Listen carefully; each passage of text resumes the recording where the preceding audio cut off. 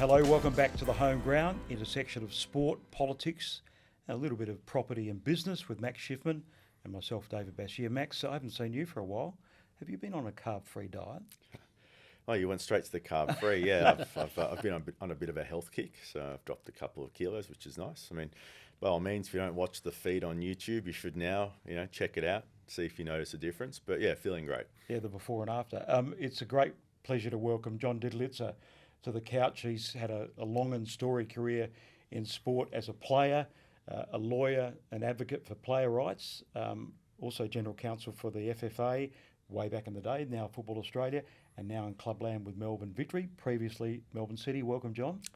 Great to be here, Bash. That's a good summary of your career, isn't it? Yeah, a bit of a snapshot of a part of it for sure, yeah.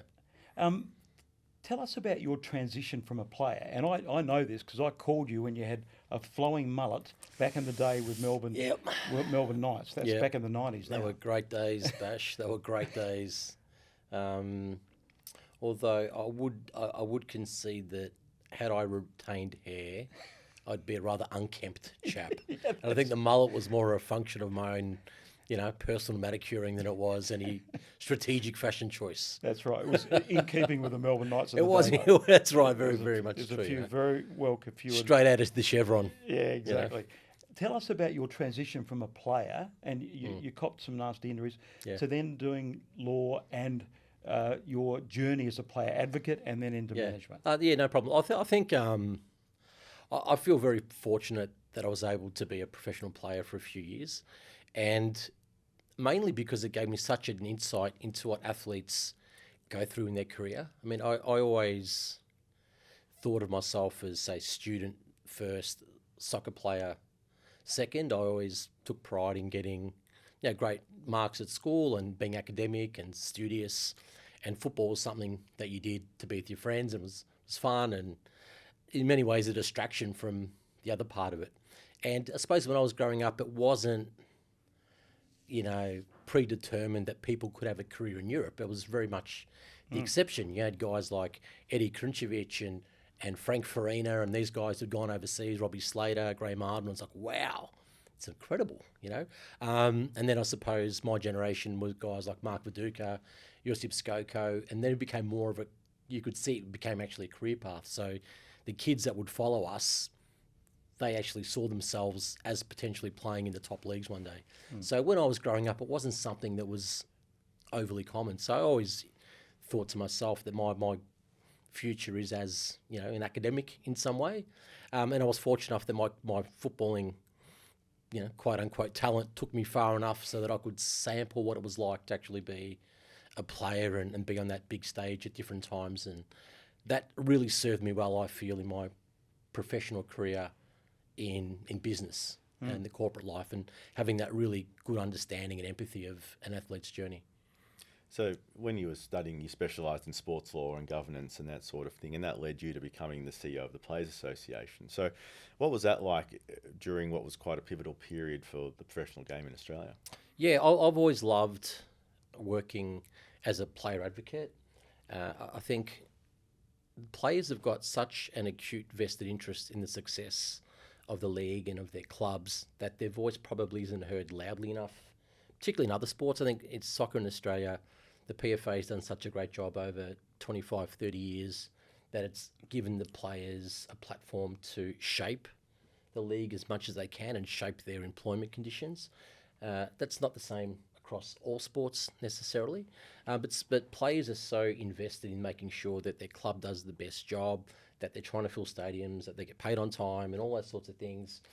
I really valued an opportunity to speak on their behalf and advocate for them in terms of shaping the governance of the sport, and also, what policies needed to be implemented so that the game could grow. Do you feel like the players, before you were sort of there speaking for them, didn't necessarily advocate for stuff because they were so passionate about the sport and playing first and foremost? No, I think they've always been really good at having that pluralistic view of their role. I think they're always focused on doing well, but if you go back through Australian history, some of the great advocates for the game have also been the best players. So if you go back to people like Craig Foster and Francis Waratifi and Andy Harper, these are all the best players of their time. Kimon Talidoris, they were the best players of their era, and they've made a huge role in shaping the way the game, I won't say shaping the game necessarily, but certainly being some of the loudest, most passionate advocates for the sport in any guise, not just what happens on the field, but football's role in the community and how it should be run. And more latterly, players like Lydia Williams and Kate Gill have done such a great job with the Matildas that they've been able to put them on such sure footing to do what they're doing. So those that players, I feel, from my experience anyway, have always had two things on their mind. One is their own careers and maximising those, but also an understanding that unless we do something collectively or unless we're empowered to speak, we can't change the conditions, not only for us, but for players that will follow. And when you went from the PFA, representing the players as CEO, to then General Counsel for the FFA, the peak body, how difficult was that transition? You almost had to flip the switch in a way, didn't you? Not really. I mean, I get asked that a little bit, like, you're on the other side of the fence now, and how does that work? For me, you're never on the other side of the fence. We're all in this together. Yeah. Like anybody who's working in Australian football should be on one side of the table, and clearly aligned around where they'd like to see the game go. Listen to other perspectives about the challenges that stakeholder might be having, and chart a course together. So it's never been, for me, it shouldn't be adversarial. It should always be principle-based, aspiration-based, outcome-based. Do you think it has been, though? No, I don't think so. I think, football's greatest strength is also its greatest weakness, in that football's got this hugely diverse cohort of people that come together to create the spectacles that we see. That's the beauty of the game. But it also means that people see the game very differently. So if you're from Europe or South America or England, or someone who's never been exposed to soccer other than through your kids now starting to play, your sense of what constitutes a good match is very different. So even basic things like what's the role of a coach will be very different from culture to culture to culture. So trying to get all those things aligned can sometimes be challenging, and I think at different times that's probably crossed over into the governance of the game. But I think for sure we've really struggled to have alignment for long periods of time, or at least aligning these incentives for long periods of time, or enough time for us to make a really build a really strong commercial base for the sport. And when you travel around the world, which you've done quite often, and obviously at one stage you were looking to put a consortium into a top flight Czechia club, the old Czech Republic. So you must have learned lessons about the way football is received and run in even mid-tier leagues in Europe. So what are they doing in Europe that we're not doing here as a whole of football argument? I think sometimes they're just the reason why they might be appearing to be more sustainable, certainly, more robust economically, is because it's just where the money's flowing. It's flowing into football. It's the number one sport. Yeah. So they succeed in spite of themselves sometimes. Like for me, the governance model English Premier League is the worst imaginable model. 20 club owners trying to decide how to run the league. So they slipped and fell into a river of gold by launching the EPL at the right time. They were successful through context and timing rather than through any grand design.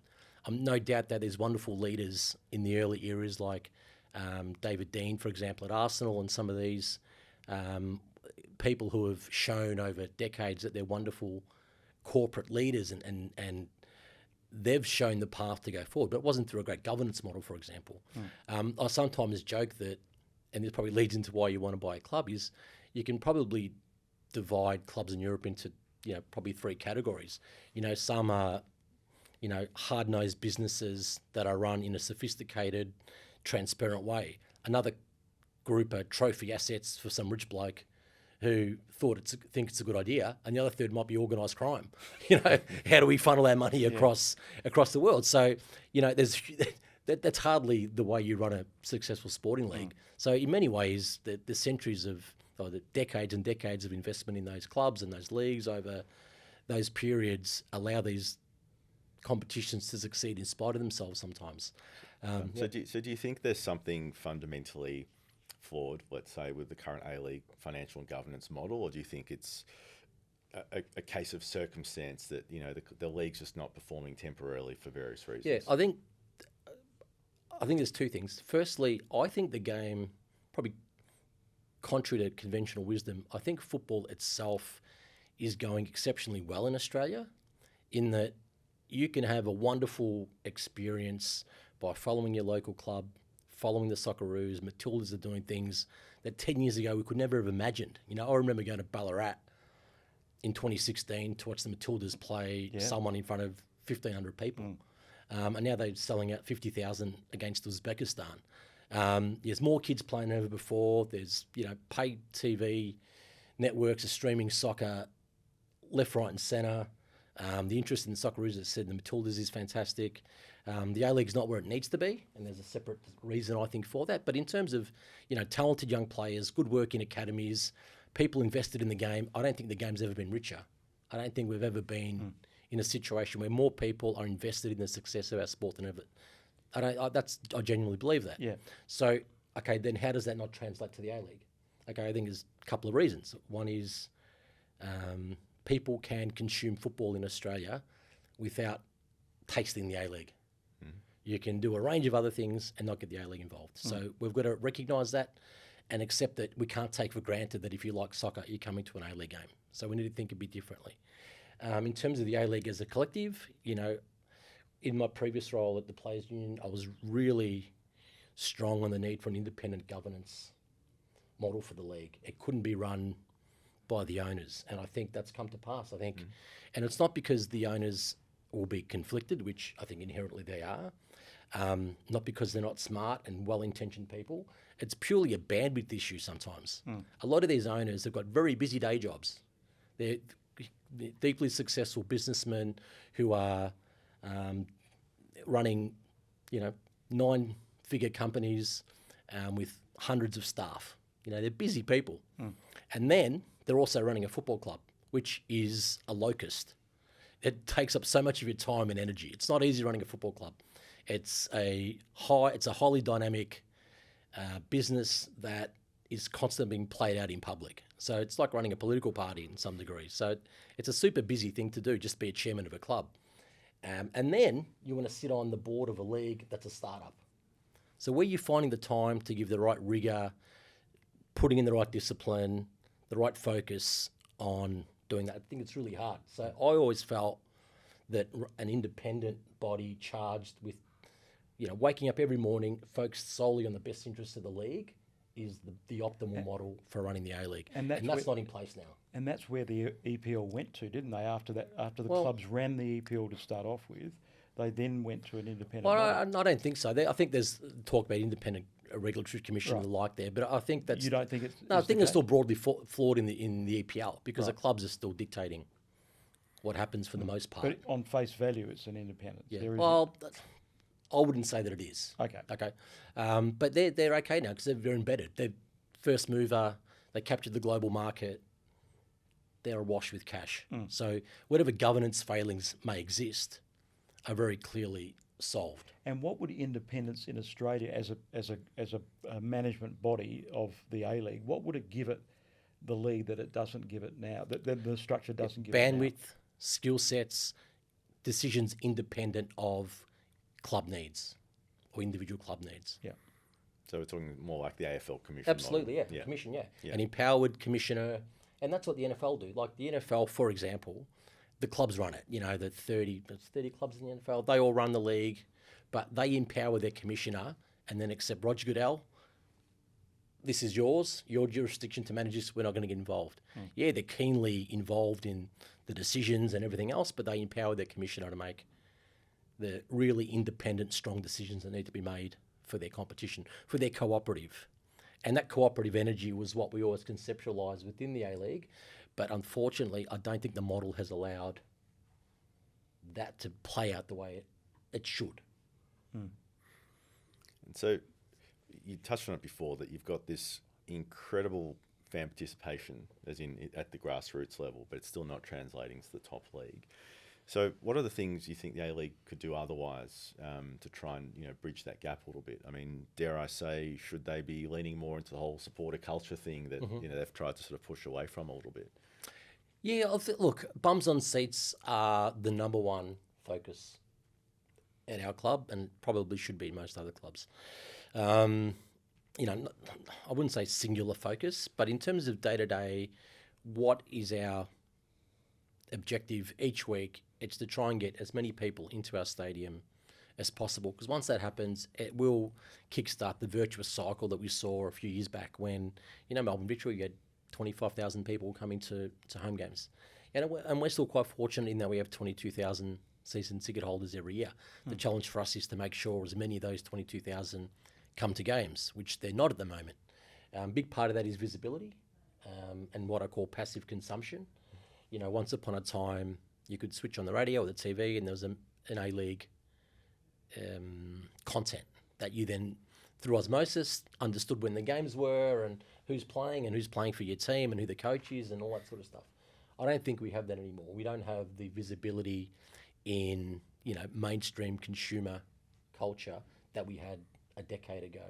And that's maybe because we're not on Fox, for example, where that had really big cut through. And, that's now Fox is, for all intents and purposes, moved away, and the streaming universe is far more fragmented than it once was. So that's in itself a challenge. But that passive consumption piece is so important, and we just don't have that. Yeah, anymore. Do you think it's a case of the A-League going backwards, or is it more that other leagues have accelerated? I think in sport, it's always the case that failing to progress becomes regression. Yeah. Absolutely. And that's not just off the field in terms of visibility, that's also on the field. So unless you're actually taking steps forward, you're going to go back vis-a-vis your competitors. And it's definitely, we've gone backwards. We can't argue with that. We need to understand why, and we need to have this really sharp focus on our product and making sure that the in-stadium experience for football is what it can be.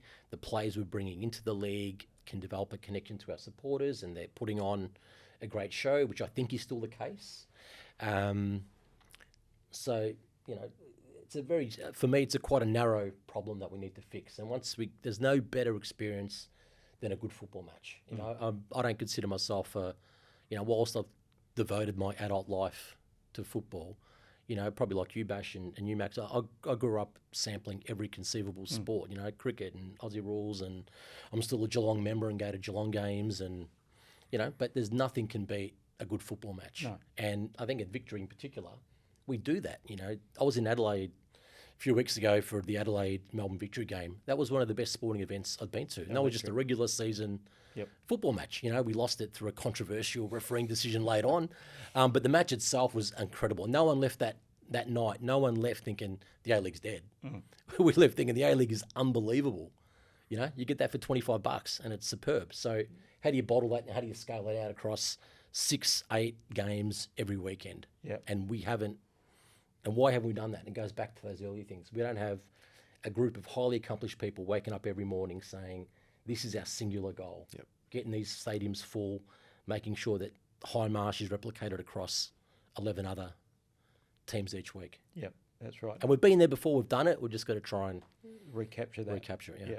John, stay with us, because this is part one of the chat with John Didulica, because you've got a lot more to say about clubland in Australia. So I hope you've enjoyed part one of this chat on the home ground.